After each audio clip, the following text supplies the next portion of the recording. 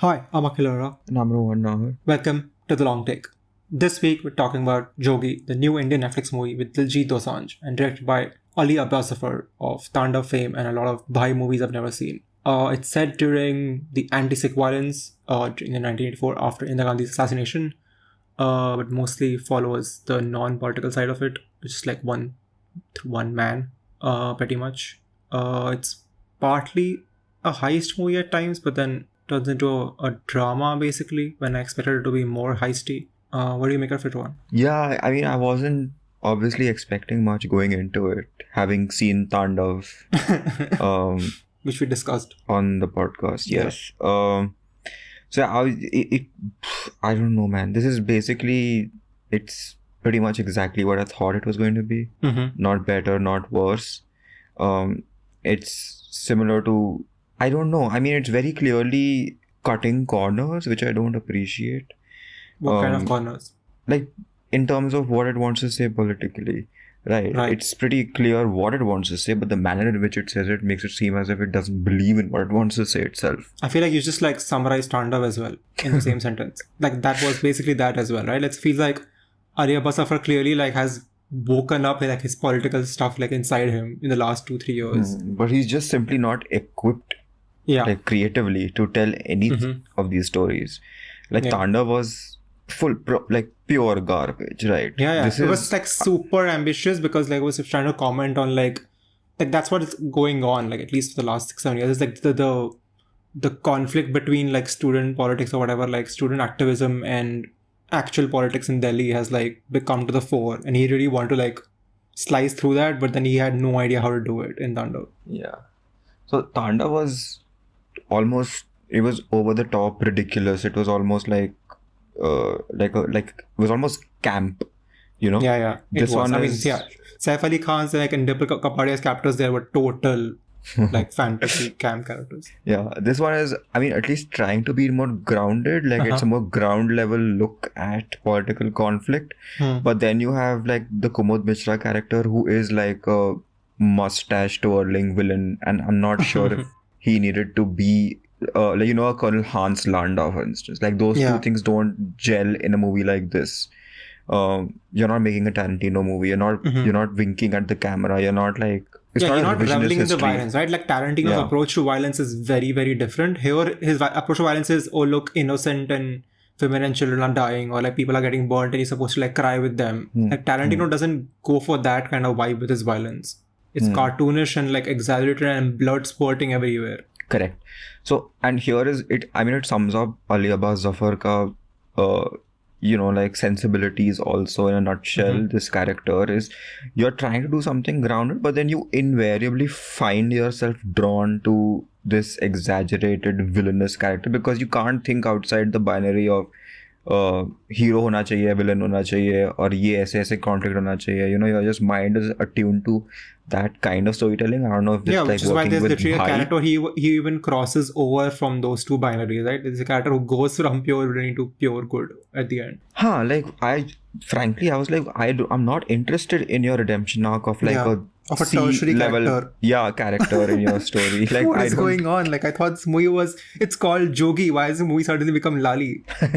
No, and I mean, it's complete pointlessness. Not like there's not going to be a single audience member who watches At the this movie 11th hour, he's like, now we're going to like take you back of several years and set this up. And I'm like, why? Just get on with your plot. Yeah, this is also a very old school like Bollywood storytelling trick where you, not even a trick, it's like just by default you need to have like extended flashback. Yeah. So you're not going to like develop character through like the narrative or whatever, you know, like through other ways. You're just gonna stop the movie. It's like almost a song and dance sequence.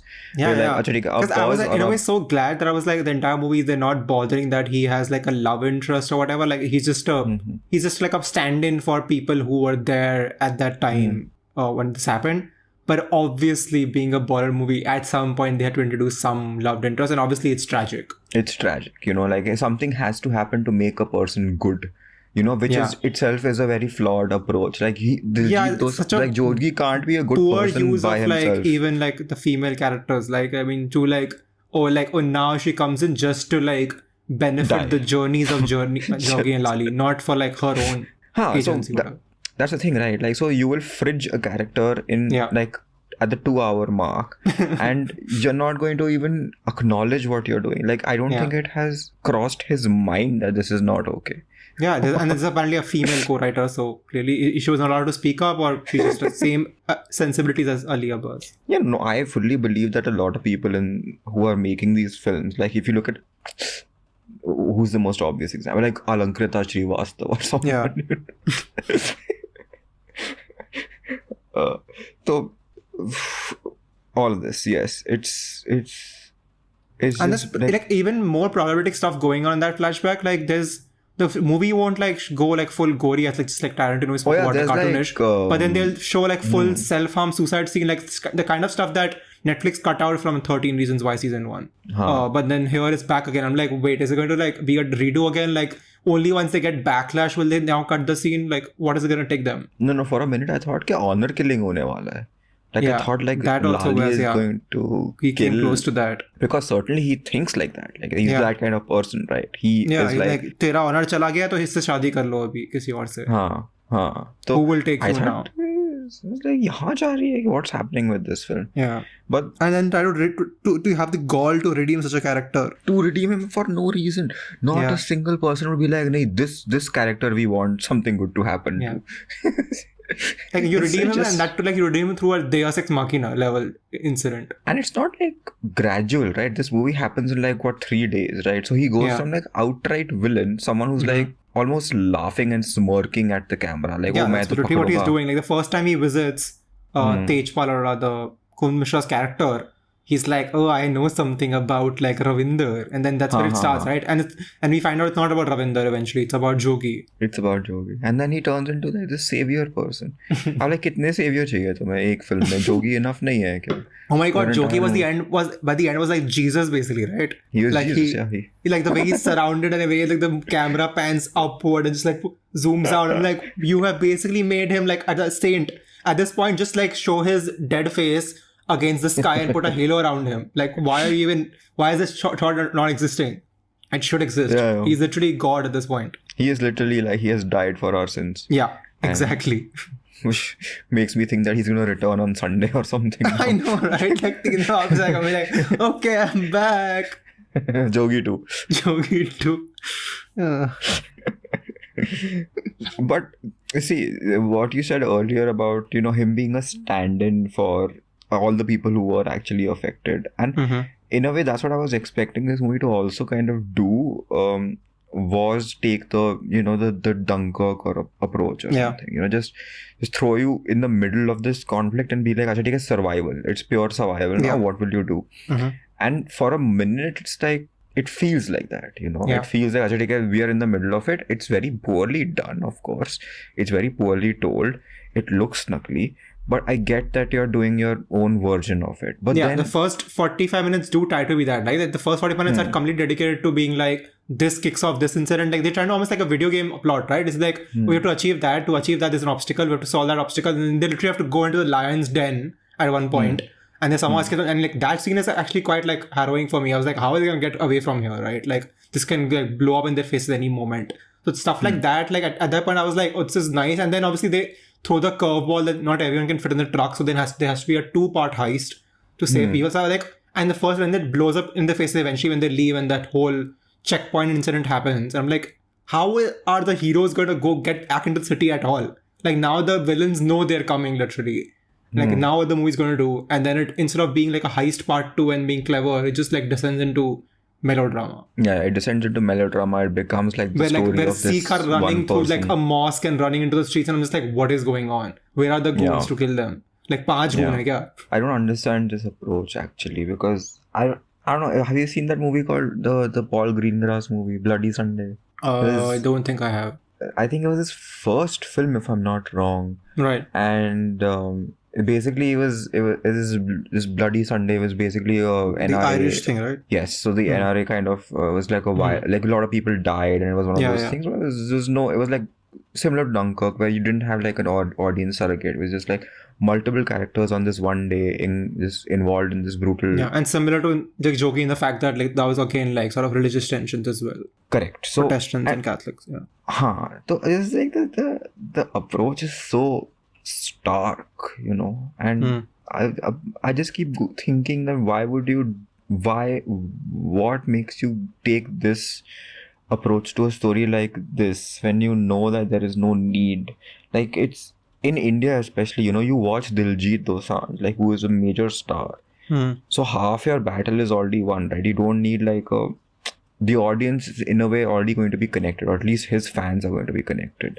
So you don't need that extended flashback. You don't need that melodramatic. Yeah, like I was connected to the character like the moment he makes a sacrifice. Like that scene, I think for me at least was done very well, right? Like where he like in the Gurudwara when like they sort of starting their sort of like rescue act. It's like they really spend their time with. I think it's literally a 2 or 3 minute scene where he just tells himself that he has to do it, pulls out his like long hair and then like cuts them, and that's done it. They extend that, like they juice out every sort of beat out of that. Yeah, but that was the first time when I felt was, oh, acha, this movie has lost me now, because you're gonna like spend 3 minutes of this and make it into like this overly melodramatic moment, right? You know, like, yeah, for me, like at least in that part, it worked for me in the sense that I like as he spoke, I already connected to the character now. I was like, if like what he's going through, I can feel it, and then when he sort of walks back into the Gurudwara and the way everyone reacts to him, I'm like, I can sense like this is a big thing for me. Like it might just feel like just Bali to karte hain, like what just happened. But like the way it's like told to you and the way like everyone else like reacts to it, you can realize how much more it means to them, what it means to them. I mean, I guess like in the universe of this movie, that's probably how you're going to do that. Right. Like everything's going to be turned to 11. Like everyone is. That's going to be the reaction of people, you know. It's going to linger on people's faces. And that's how you're going to like communicate the magnitude of the actions. I get it, but it's just, again, like, I don't think that's completely appropriate for the kind of movie that it could have been. I don't know. It also feels a little bit of, I don't know what the word is. It's slightly pandering also. It's like, it feels like it's going out of its way to avoid being called out for certain things. Like, oh no, we respect. Which almost could be like a reaction. I don't know when he started filming this, but it almost could be a reaction to like Tanda, right? Like the way that was received, and like he sort of like he so quickly backtracked, like he had no spine there, or maybe like Amazon had no spine. I don't know. But ironically, yes, Tandav has. Ironically, it has changed the streaming industry in our country. That show has. And I'm actually surprised in that like this 2 hours they were like, yeah, we will cut whatever you want. Like it's almost like we are not creators. The audience is the creator, and like, or not even the audience, like the minority audience who gets offended at everything. They are the creators. You are the supreme ruler. We will listen to you, whatever you want. Here, I mean, and the scene is as we know in India, anyone can get offended. It's not like. Obviously, there's one kind of person who gets offended the most, but then होने को कोई भी हो सकता है. Yeah. So in this one, it almost felt like no. I mean, we respect you, like, clearly. Like, look at this scene, you know.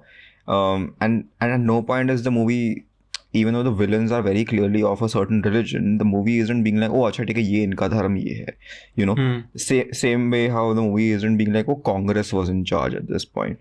And I'm like, dude, if you have decided to make this movie, how do you think you're going to make this movie without even having the courage to name the party that is not in power? Like, the reason it's like making a movie about like the January 6th Capitol attack in the US and then like never naming Trump or Republicans, right? Correct. Which sounds absurd. Like, it's weird. Like you're taking a moment from history. Now how can you like whitewash it? Like, I understand if it was fiction, then you don't have to like name it. Then you just like trying to make up a movie about how state-sponsored violence like happens and can happen with any party. But when you literally plucked a real life moment, then you have to like serve it, right? And it feels, again, disrespectful, right? So like the thing that I kept thinking about was, so my board exams, I don't know if class 10 or class 12, my board exams were in a school literally called Titular School. Okay. And this is not that long ago. It was like for 10 years ago. And the school itself was in the middle of this place called Rajinder Nagar. Hmm. And Rajinder Nagar is, I would say, 99% Punjabi population.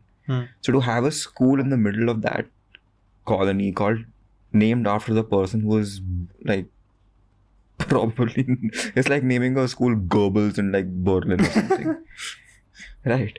So I'm thinking, acha, this was whatever 10 years ago, obviously Congress ka era, and now you have made this movie probably because you feel that acha, we can laugh about them or criticize them because they have no real control over anything. And you're still pulling punches. You don't have the courage to be like, acha, in logon ne aise kiya tha. And I don't know if that's because they know that people are already on like anti-Congress, so that they'll just be on board, or is it just because they're preempting like, oh, ek din ho sakta hai wo wapas aaye, and then we don't want to be like in trouble. Yeah, like we want to stay in their like good graces if we ever need them somewhere. Which is obviously they will, right? Because as we all know, like these Bollywood people, they will. Ek din mein they'll badlo their stance. Yeah. Depending on where. Because like finally they're business people, right? They don't actually have, they can't afford to have ideologies.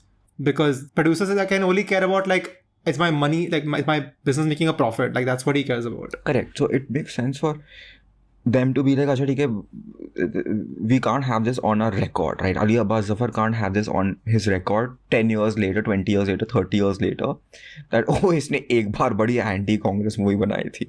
Just in the off chance that the Congress is back in power or whatever, So it's very like timid filmmaking. And when you're tackling a subject like this, timid filmmaking is not going to cut it, Yeah, you literally like making a movie that is like a moment you like, I would argue that all movies are political, even if it's apolitical. If you try, that's the attempt. But especially when you've plugged an incident like this, it is like literally every frame of it is political now.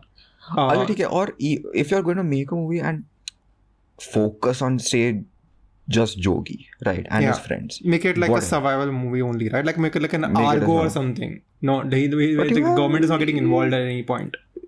Your main villain is Kumud Mishra. 50 bar the movie is cutting at him. 50 बार उसका घर का interest दिखाते हैं, तेज Paroda. I was like, okay, I get it. I think I got it. He's the council or whatever.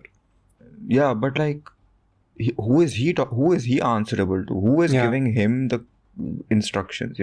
Like in Tandav, at least it was like, oh, upar tak jata hai. Like everyone is like under someone, but that was almost like a fantasy land.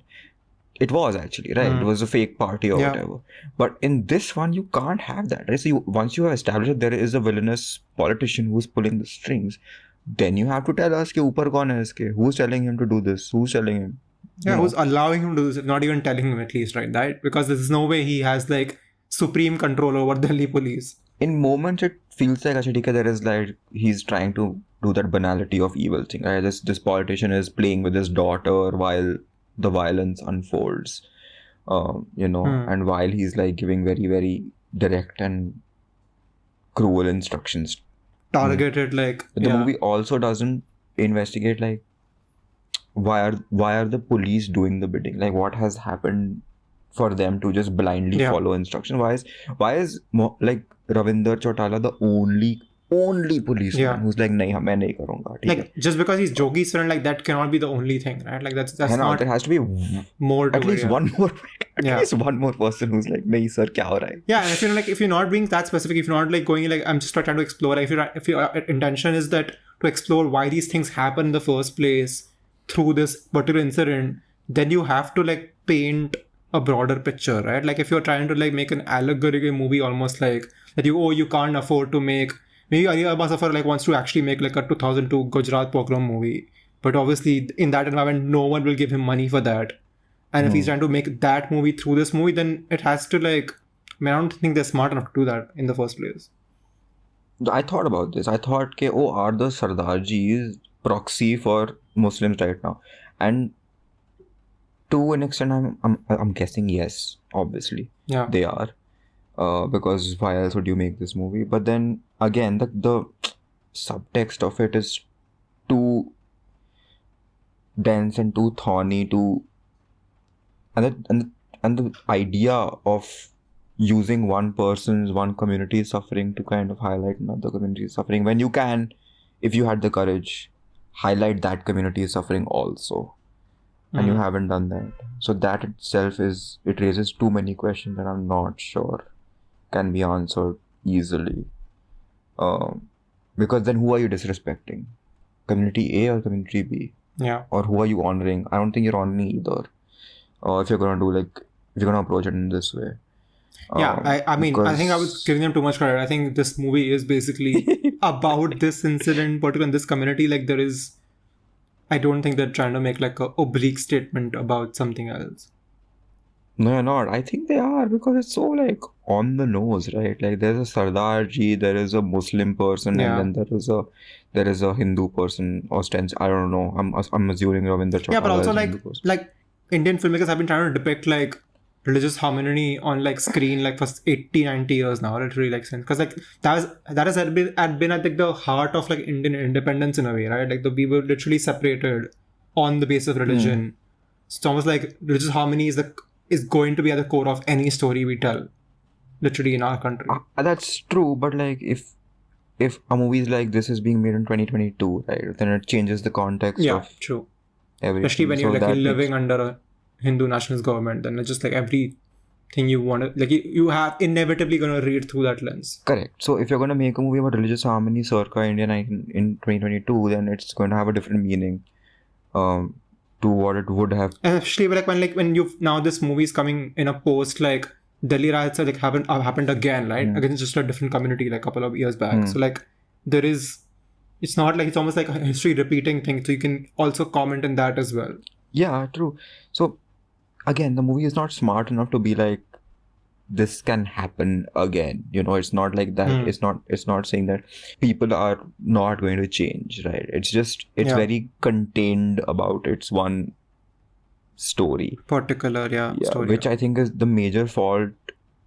The major reason why that happens is because it focuses on these one or two people. Yeah, and also that happens because like it doesn't leave any room for like sort of that conversation, right? These things can be easily like deduced or like depicted if you just have two people sit and talk about sort of their view of the world, where these things would come out, because they would say dialogues which could be read as different things across time. That's one way. Or then you can have like the Bloody Sunday approach, right? Or the Dunkirk approach, where you're like, acha, theek hai.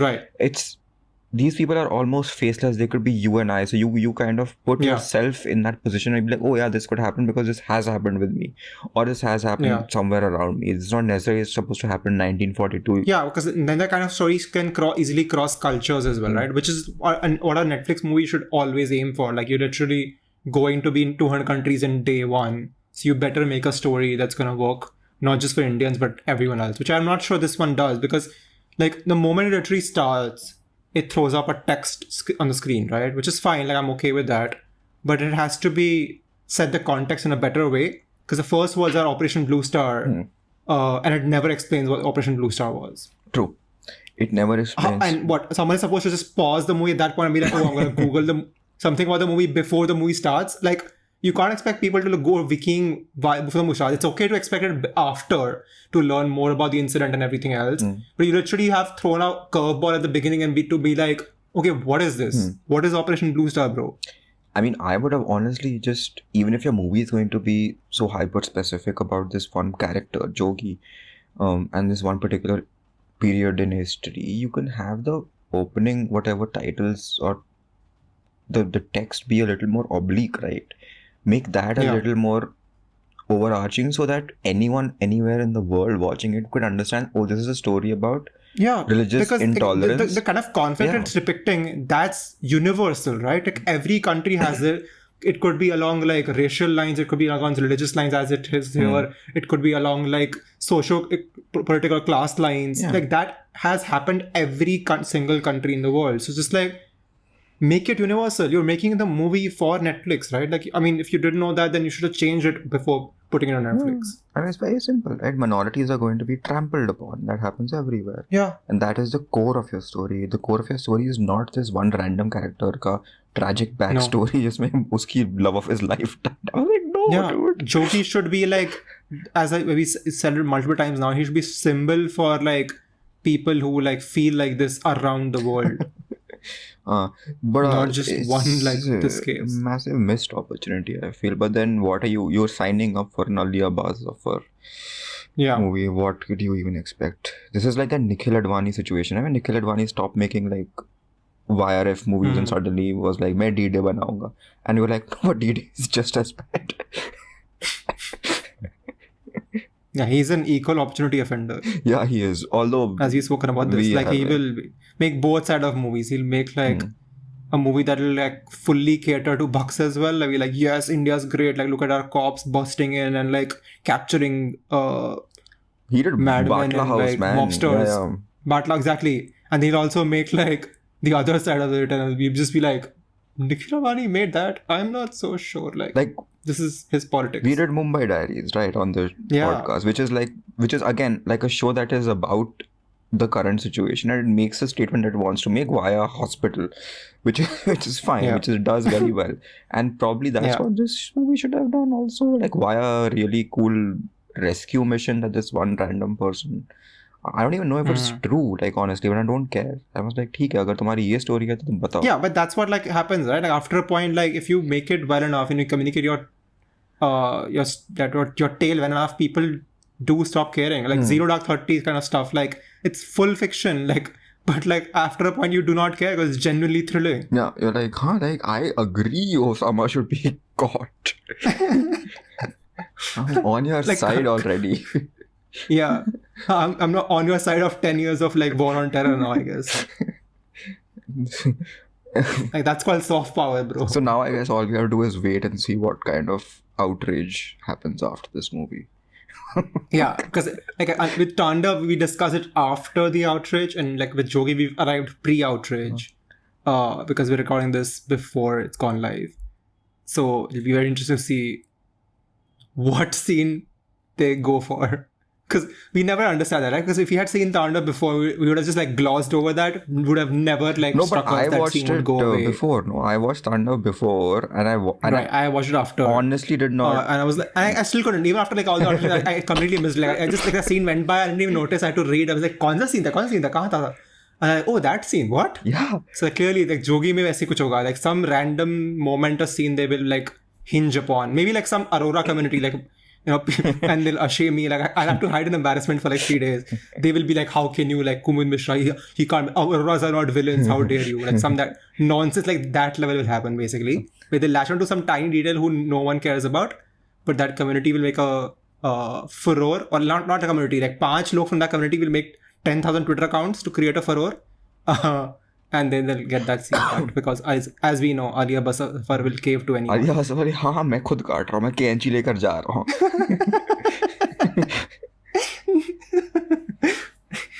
And then if you push him well enough, I think he'll cut his entire movie. It'll become a short film. Possible, but I honestly think most of it's just going to be like, oh, Diljit is a repeat offender because he was like also like farmers protest ka face and everything. No, he. So it's just like, whatever. But that's probably going to be more entertaining than anything that happens in this film. Yeah, it's like, I'm not sure it'll be more entertaining. It's just going to be like, get this movie more publicity than it probably deserves. Yeah, no one's going to. Because that's what happened in Tanda, right? Like Tanda would have just like passed any other Kachara Amazon show, but then it became this huge thing of 2021 because it was like in the news for so long. Oh, that reminds me, by the way, like Diljit Dosanjh has done a 1984 movie already, which I have not seen. Oh, I haven't either. I was really the first up hearing of this. It's called Punjab 1984. Okay. Or if I'm not wrong. And I haven't seen it, but I've heard decent things about it. So maybe I might check that one out over the weekend. If it's even better. This is not great at all. Yeah, I'm already dreading which Ali Abbas Zafar go to Hotstar now. Like Amazon ho gaya, now Netflix ho gaya. Is he could do his like holy trilogy. Ali Abbas Zafar is next doing, I think, a series, and then he has another film. Yeah, I see. So he's doing another series, if you can imagine that, after Tandav. Maybe it's called Tandav too. No, it's some other nonsense. That's all for this episode of The Long Take. You can follow us on Facebook, Twitter, YouTube, and Instagram at The Long Take Pod. You can write to us at thelongtakepod@gmail.com. Please leave us a review and a rating wherever you listen to this episode, and we will see you next week.